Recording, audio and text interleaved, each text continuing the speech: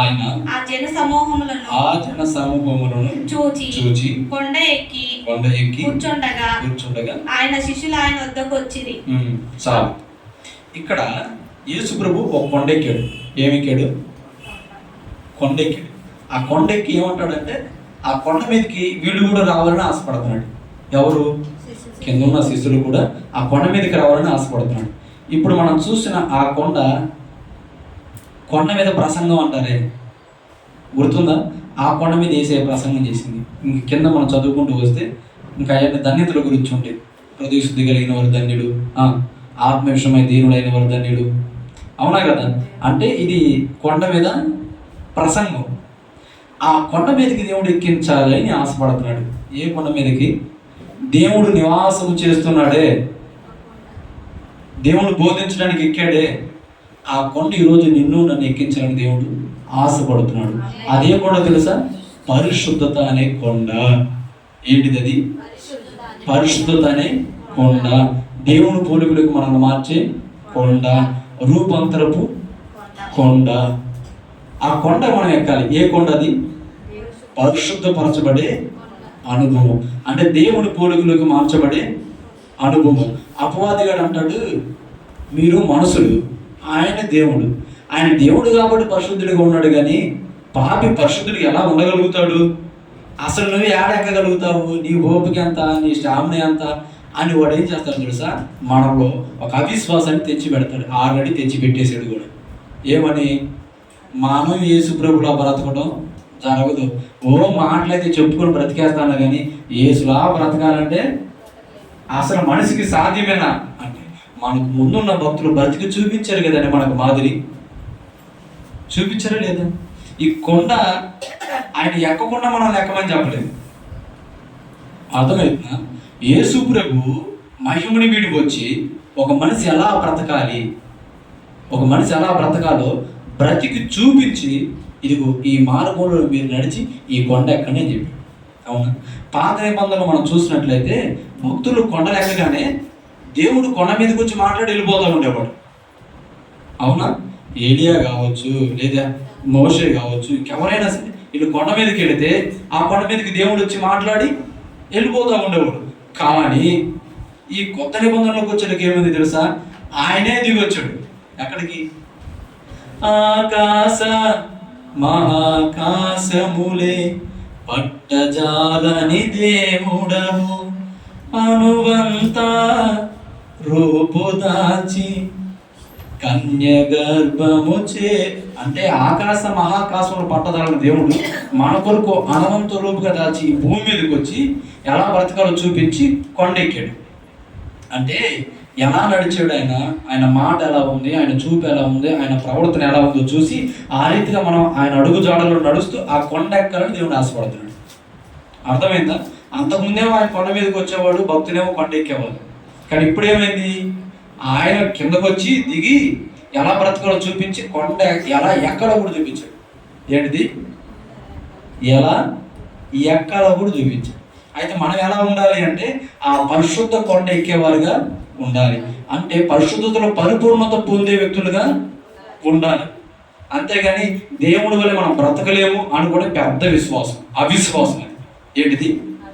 యేసు ప్రభు కాబట్టి నీతి నియమాలు కలిగి పరిశుద్ధత కలిగి బ్రతికాడు, కానీ అది ఒక మనిషికి ఆడ సాధ్యమైంది అనుకునేది అపవాదిగాడు కలిగించే పెద్ద అవిశ్వాసం.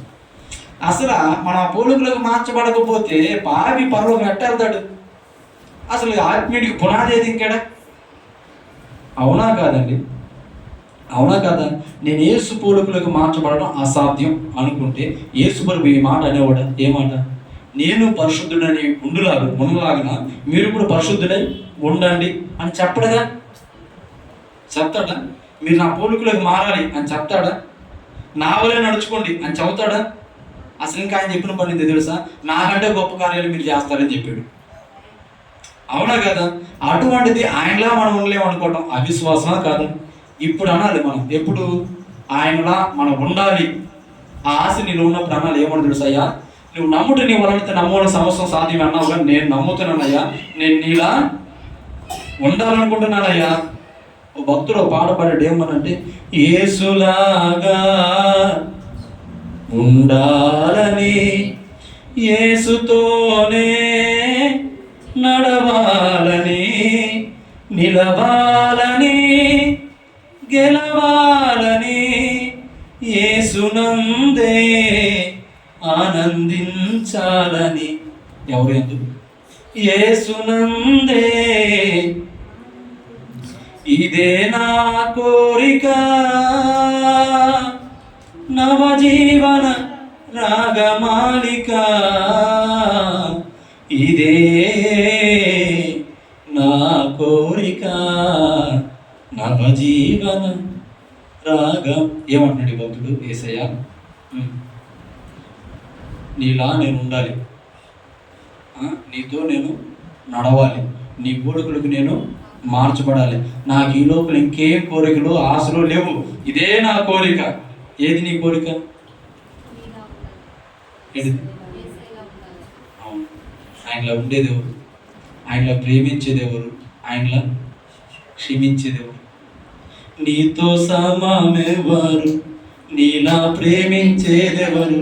నీలా క్షమించేదెవరు? యేసయ్యా. నీలా పాపికై ప్రాణం పెట్టే వారెవరు? అంటే ఒక పాపి కొరకు ప్రాణం పెట్టే మనుషుడు ఎవడన్నా భూమి మీద ఉన్నాడా? ఓ పాపం చేస్తూ ఒక వ్యక్తి మనకి ఎదురు పడితే క్షమించగలుగుతామా? నీలా క్షమించేదెవరు? నీలా ప్రేమించే. అలా మనం ఉండాలి. ఆ పోలికలకు మనం మార్చబడాలి. దాని కొరకు మనం అడుగులు వేయాలి అని దేవుడు ఆశపడుతున్నాడు. అయితే ఆ కొండ మనం ఎక్కుతున్నప్పుడు ఎలా ఉంది తెలుసు? కొన్ని అనుభవాలు. అసలు నేను ఎక్కుతున్నానా దిగుతున్నానా? ఏంటిది? నేను ఎక్కుతున్నానా దిగుతున్నానా అని డౌట్లు వస్తాయి. ఏంటి? కొండ ఎక్కుతూనే ఉంటావు, అసలు నేను సరైన మార్గంలో ఉన్నానా?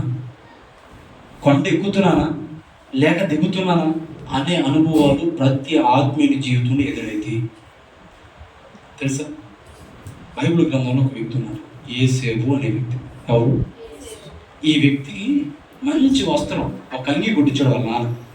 అవును, ఈ వ్యక్తికి దేవుడు ఒక దర్శనం చూపించాడు. ఏంటిది? వాళ్ళ అన్నలందరూ కూడా ఇతనికి సాగిలు పడేటట్టు ఇతను ఒక రాజుగా చూపించాడు.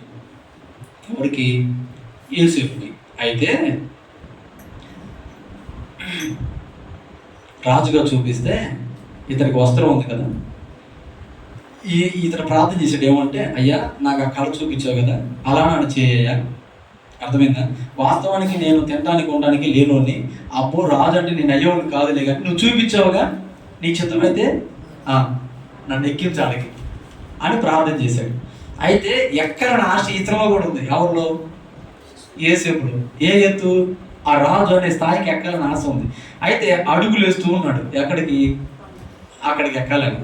అయితే ఈ అడుగులు వేస్తున్న సమయంలో వస్త్రం, విచిత్రమైన వస్త్రం, చక్కటి వస్త్రం, ఒకగానొక వస్త్రం, అది కోల్పోయాడు.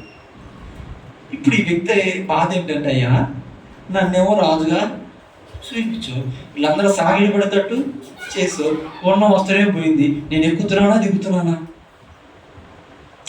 వచ్చిద్దా రాదా? సరే, వస్త్రం పోతే పోయింది. నా అనుకున్న వాళ్ళే కొంతలో నెట్టేసారు. అవునా? అప్పుడేమనుకోవాలి వ్యక్తి, ఇది ఏందయ్యా నువ్వేమో నన్ను రాజుగా చేసినట్టు చూపించావు, ఎక్కడ చూడకపోతే అనలే నన్ను కొంతలో తోసేసారు, నేను ఎక్కుతున్నానా దిగుతున్నానయ్యా అనిపించిందా? అనిపించదా? సరే, నెట్టేశారు. ఎక్కి ఇంటికి వెళ్దాం అనుకుంటే మళ్ళీ బయటికి తీసి ఆపేశారు. ఇప్పుడు ఈ వ్యక్తి ఎక్కుతున్నాడా దిగుతున్నాడా? కొండ ఎక్కుతున్నాడా దిగుతున్నాడా అంటే ఆ వ్యక్తికి అనిపించేది ఏం తెలుసా? నేను దిగుతున్నాను. ఎవరికైనా సహజంగా అనిపించేదే కదా ఇటువంటి ఎదురైతే.